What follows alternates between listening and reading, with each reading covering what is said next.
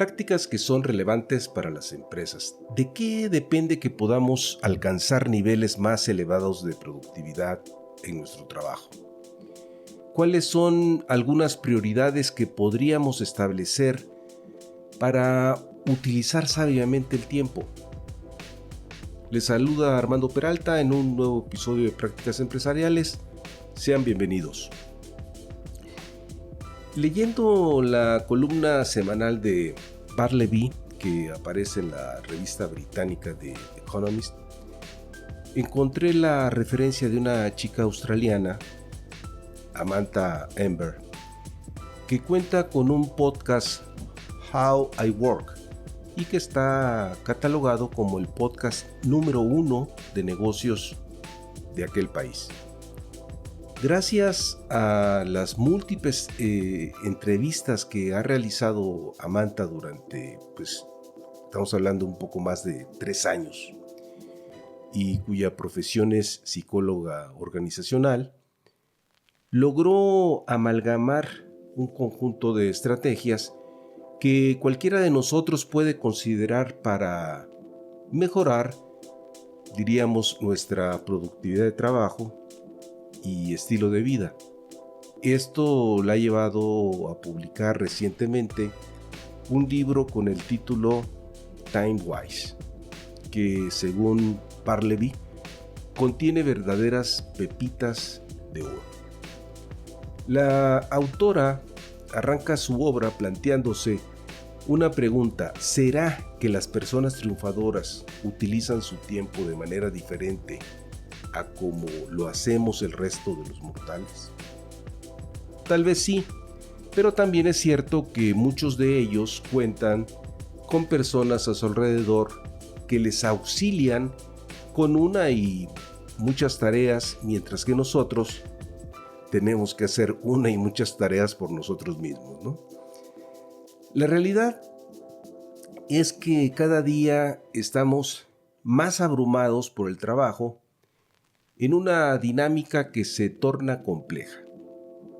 Se estima, según organismos internacionales, que el promedio del número de horas invertidas en el trabajo se han ido acrecentando.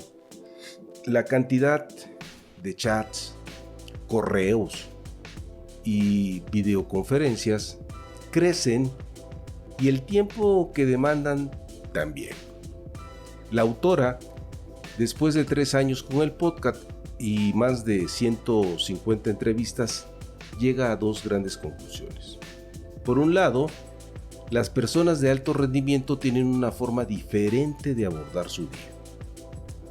Y 2, sus estrategias te pueden ayudar a mejorar tu productividad y la forma en que trabajas, sin importar si eres un director ejecutivo, o padre de familia, estudiante, o alguien que intente mantenerse al tanto de la vida. Con el propósito de ir conociendo en parte estas estrategias y tácticas que ella ha identificado, dedicaremos este episodio a revisar un total de 15 cápsulas con la idea de que cada quien pueda tomar lo que considere interesante. Vayamos al tema, estamos listos y comenzamos. Prácticas Empresariales Podcast. Un espacio dedicado a ti.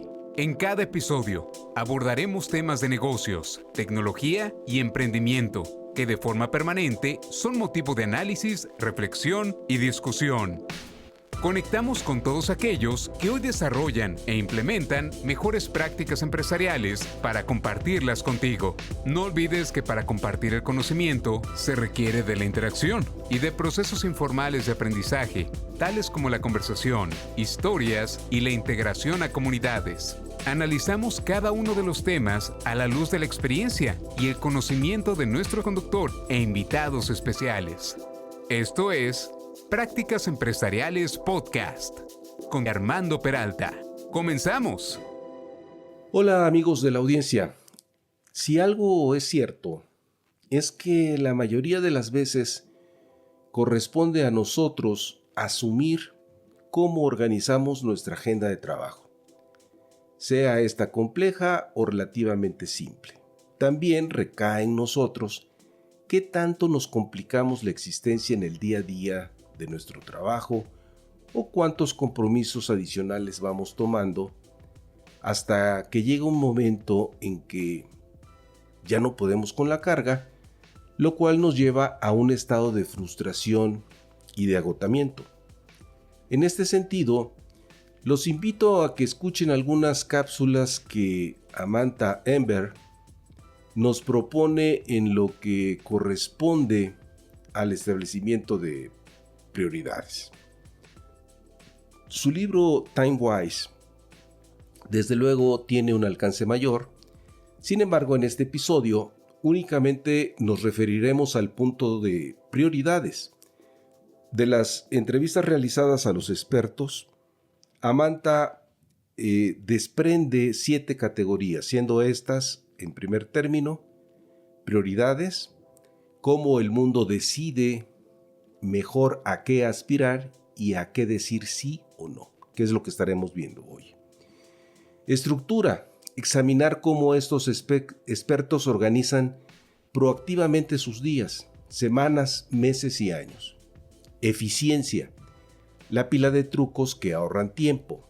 Enfoque, cómo las personas que más logran pueden desconectar las distracciones digitales y mantenerse enfocados en lo que importa. Reflexión, cómo los expertos han superado la autoconversación negativa y el síndrome del impostor. Conexión, cómo construir redes sólidas y lograr conocer gente nueva y hacer conexión y hacer que las conexiones sean más fáciles, ¿no? Energía, estrategias que han utilizado los expertos para aportar alegría, gratitud y energía en sus vidas laborales. Veamos a continuación las distintas cápsulas que corresponden a la manera de ir estableciendo las prioridades.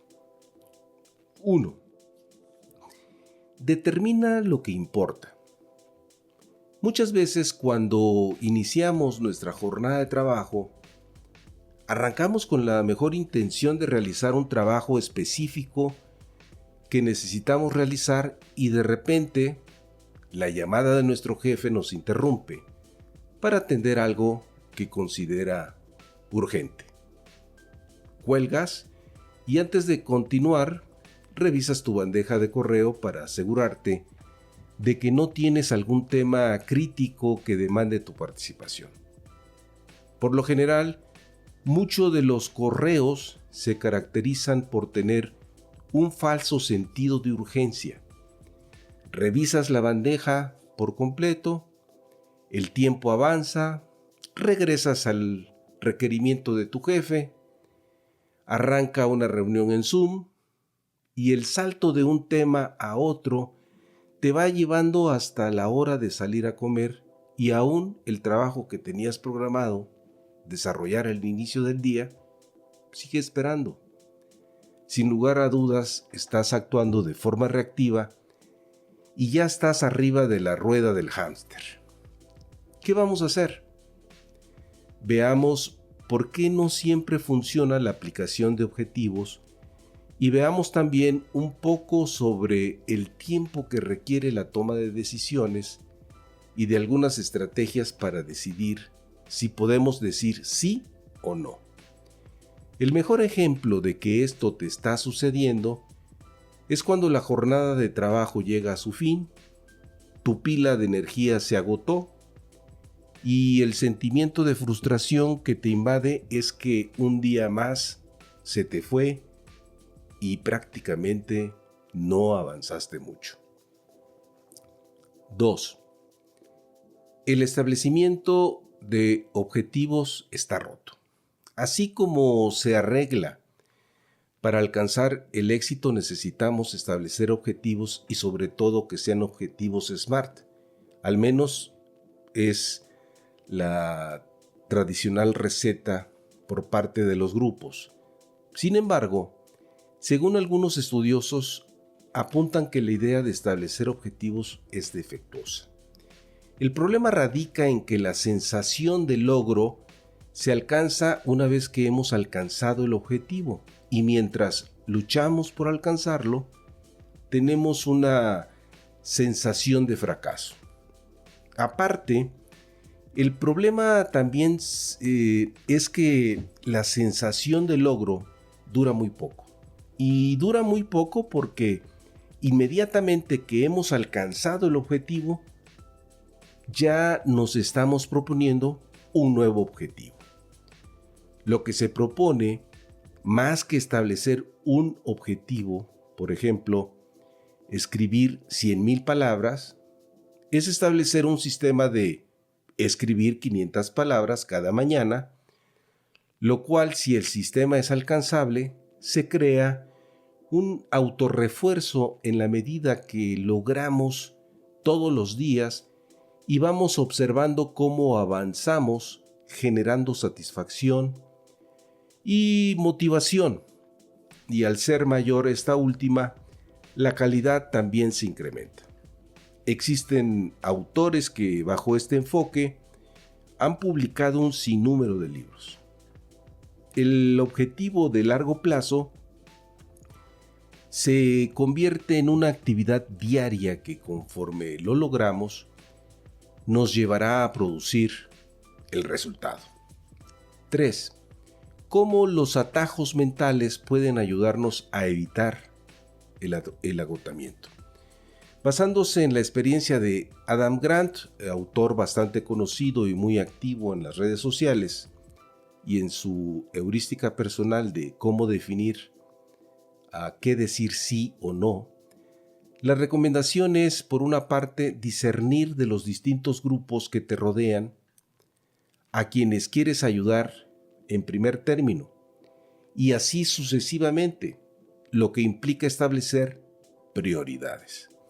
Al mismo tiempo, pensar en ayudar cuando creas que vas a agregar un valor único y que no te resta energía ni capacidad para desarrollar tu propio trabajo. Y distinguir cuando sientas que la gente te pide ayuda en dominios en los que simplemente no vas a realizar una contribución única, o que te está agotando y te darás cuenta de que tu impacto será menor. Ahora, tratándose de compartir conocimientos, puedes compartir lo que esté en tu alcance, o bien haciendo presentaciones que sean mutuamente beneficiosas para ayudar a la gente. Esto es un poco como actuar de nodo en una red de contactos. Es de beneficio para los demás. En resumidas cuentas, no te comprometas a brindar ayuda en tópicos que simplemente no dominas, ya que le estarás haciendo perder tiempo a quien te lo solicita y tu aportación será marginal. 4. ¿Por qué necesitas de una junta directiva personal? Muchas veces requieres tomar decisiones profesionales importantes, tales como un cambio de trabajo, giros en tu carrera, ir detrás de un proyecto interesante, una nueva inversión, entre otros. Para tal efecto, lo ideal es que te hagas de una junta directiva personal donde sus integrantes ignoran que forman parte de la misma, pero que es finalmente gente con la cual puedes consultar o rebotar ideas por su experiencia y sabiduría. Te pueden aportar comentarios o una conexión que necesites. Por lo general, deberías hacer contacto con ellos al menos 2 veces por año, ya que así, cuando necesites el apoyo, lo podrás obtener. Esto equivale cuando le solicitas a alguien si quiere ser tu mentor en un tema determinado. Si no lo has intentado, trata de hacerlo y verás que por lo regular encontrarás una respuesta de apoyo. 5. El paso crítico que la mayoría de la gente pierde al tomar decisiones. Cuando se requiere tomar grandes decisiones, Emily Oster, profesora de economía de la Universidad de Brown, se propone el siguiente marco que utiliza 4 pasos. Primero, enmarca la pregunta, pensando en otras opciones y no quedándose únicamente con una. Enmarcarla de tal manera que sea una compensación entre 2 opciones distintas. Segundo, búsqueda de hechos. Cualquier decisión requiere de datos e información, recopilando lo que sea necesario para dar soporte a la pregunta. Tercero, establecer y reservar un tiempo para tomar la decisión y no dejarla a que la idea permanentemente se esté percolando. Cuarto, revisar cómo va la decisión, es decir, darle seguimiento. Para tomar mejores decisiones, no pongamos el piloto en automático, reflexionemos para aplicar las correcciones que correspondan. Hay que revisar y cuestionar las decisiones pasadas y ver qué oportunidades se tienen para hacer mejoras, iterar o eliminar. En fin, este marco nos permitirá tomar mejores decisiones. 6. ¿Cómo hacer las preguntas correctas te llevará a tomar mejores decisiones?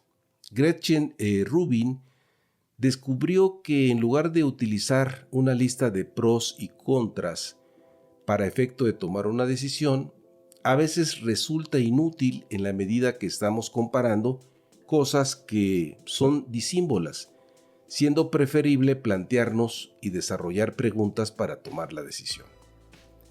La primera pregunta que nos podemos plantear es ¿qué opción conducirá a la vida más larga o grande acorde a sus principios? La siguiente pregunta es si esto nos va a hacer feliz o que logre profundizar las relaciones y que valga la pena. Algo que nos haga crecer y aprender. La tercera pregunta es si disfrutaremos el proceso y cuál será la recompensa. 7. Un truco sencillo para tomar decisiones más éticas. Muchas veces cuando tomamos una decisión, nos encontramos que existe un proceso o políticas y nos dejamos ir por el piloto automático, aplicándola de forma inmediata. Lo recomendable sería preguntarse si deberíamos de tomar la decisión. Es pensar más allá del proceso o de la política. 8. ¿Te has comprometido demasiado? A veces aceptamos invitaciones para participar en un proyecto, un trabajo o en un rol de voluntario, dejándonos atraer por la parte visible y emocionante donde vemos la parte brillante de la cima del iceberg, que se ubica sobre el agua, y terminamos arrepintiéndonos después en la medida que la parte oculta del iceberg, que se encuentra debajo de la superficie, es la que demanda la mayor parte de tiempo. En ese sentido, habría que preguntarse qué implicaciones existen por detrás cuando nos invitan a participar en alguna actividad que demanda tiempo. Cuando actuamos así, rechazando que se nos venga encima el iceberg, lo que estamos haciendo es superar el sesgo de planificación que consiste en subestimar el esfuerzo real que demanda una actividad.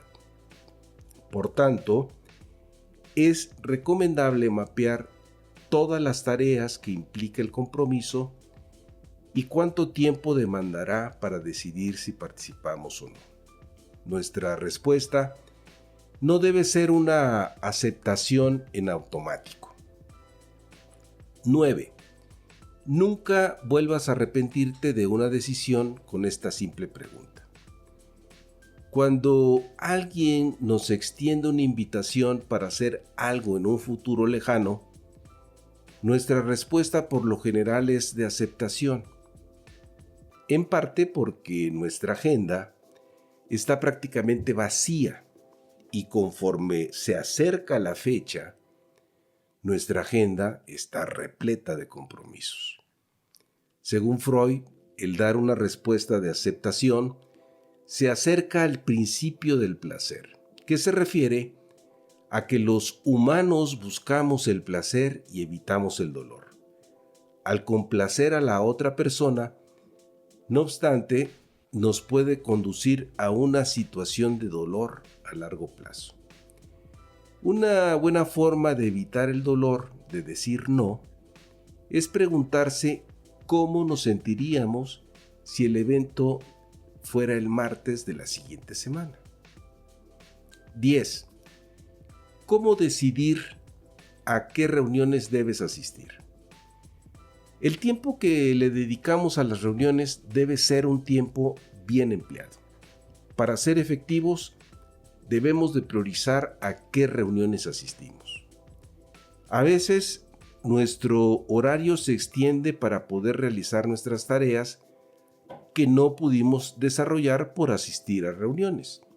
Muchas reuniones se llevan a cabo por costumbre más que por una necesidad específica, por lo cual terminan siendo, tiempo perdido inútilmente.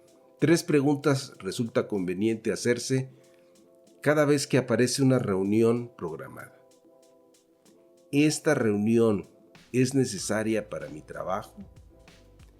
¿Me acerca a mi vida laboral ideal? ¿Me produce alegría o entusiasmo? Por cada reunión que asistas, pregúntate, ¿era necesario para mi trabajo? ¿Conseguí información que no podía haber aprendido leyendo algo? ¿Te ayudó a resolver un problema? ¿Se llegó a una decisión crítica? ¿Te hizo sentir más conectado con tus colegas? Si acaso eres el organizador de una de estas reuniones que no cumplen con lo señalado, elimínalas. Si eres participante, aclara con el organizador el propósito de tu reunión y si sientes que definitivamente la reunión no es necesaria, discúlpate y no asistas. Si la reunión no cumple con ninguno de estos criterios, lo mejor es no asistir. A veces se tiene la idea equivocada que las personas que acuden a las reuniones trabajan más duro. Las reuniones deben ser una forma de hacer tu trabajo y no asistir a ellas para estar revisando y actualizando el correo. 11. ¿Por qué necesitas luchar por el desequilibrio entre el trabajo y la vida privada? A veces no tenemos un equilibrio entre nuestro trabajo y nuestra vida privada. No caigamos en el falso dilema de encontrar un falso equilibrio. Más bien, busca lo que amas. Al cerrar tu semana, piensa en las actividades que te encantó hacer y aquellas que definitivamente odias. Así, para la siguiente semana, haz un plan donde pongas más de las actividades que te gustaron y reduce las que definitivamente odias. Marcus Buckingham propone sobre el particular. ¿Podrías dejar de hacer las actividades que odias? ¿Podrías unirte a alguien a quien le encanta hacer lo que detestas y pedirle que lo haga? Incluso, ¿podrías ayudarlos haciendo algo que detestan pero que amas? ¿Podrías usar una de sus fortalezas para mitigar lo que detestas? ¿Podrías cambiar tu perspectiva y reformular la forma en que ves la actividad que aborreces? 12. ¿Cómo tener tiempo los viernes por la tarde? A veces, los lunes en la mañana en el trabajo es el caos, mientras se lucha con la infinidad de tareas a realizar en la semana que apenas empieza. Y recordar en qué parte nos quedamos cuando cerramos la semana anterior. Cuando vemos, ya se nos fue una hora. Lo anterior se puede evitar si el viernes, previo al cierre, se invierten 20 minutos para planear la siguiente semana. De la lista que se obtenga se puede organizar una lista de prioridades, agrupándolas en 3 categorías: trabajo, relaciones y asuntos personales. Si algo sobra, se elimina. Al terminar el lunes se revisan tareas pendientes del día siguiente con base a la lista semanal. Habría que evitar hacer largas listas que luego no se atienden y terminan por hacernos perder el tiempo. 13. Un ritual diario para ayudarte a ver el panorama general. Cuando sientas que has perdido el rumbo por la carga de trabajo, es prudente que al cierre del día hagas una autorreflexión para reenfocarte, donde te preguntes qué tal ha sido tu día, cómo lo has o lo han percibido los otros, qué habría que lograr al día siguiente, qué es lo que puedo hacer mañana, más allá de lo que hago normalmente, qué marcará la diferencia, y reflexionar con quién deberías de pasar más tiempo y enseñar en tu trabajo. Al día siguiente lee tus notas y así todos los días. 14. Haz más con una lista de cosas por hacer. La lista de tareas pendientes se puede abrir en una lista de pequeñas cosas que deberías de hacer y otra lista de tareas pendientes. El hecho de que la lista de pequeñas cosas que deberías hacer parezcan opcionales, por ser en gran medida tareas administrativas, no urgentes, resulta clave para la eficacia, ya que esta lista elimina presión de estar cuidando las pequeñas cosas. Cuando se acumulen, se les puede dedicar un tramo de horas o una jornada completa para desahogarlas y se hará con gusto. 15. ¿Por qué necesitas poner un límite en lista de cosas por hacer? Aquí la propuesta es crear 2 listas, una de cosas por hacer, una lista cerrada y otra abierta. Hacia la lista abierta se mueven todas las tareas. En la lista cerrada únicamente se deberían de tener entre 3 y 5 tareas, las cuales corresponden a las tareas más importantes de la lista abierta. De la lista cerrada, tú decides cuál vas a atender primero. En la lista abierta, se pueden ir agregando tareas nuevas. Solo podrás trasladar tareas de la lista abierta a la lista cerrada conforme vayas liberando tareas en la otra lista. En síntesis, es una buena manera de marcar prioridad en las tareas a desarrollar.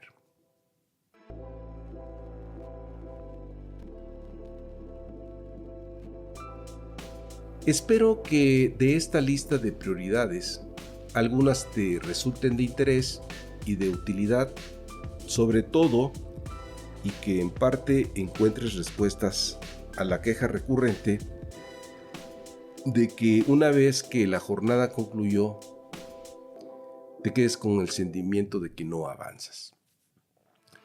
Finalmente, amigos de la audiencia, soy Armando Peralta y no olviden, si tienen interés en enviarnos algún mensaje, lo pueden hacer en la siguiente cuenta de correo: practicasempresarialespodcast@gmail.com, o bien, si les ha gustado este podcast, hagan clic en seguir.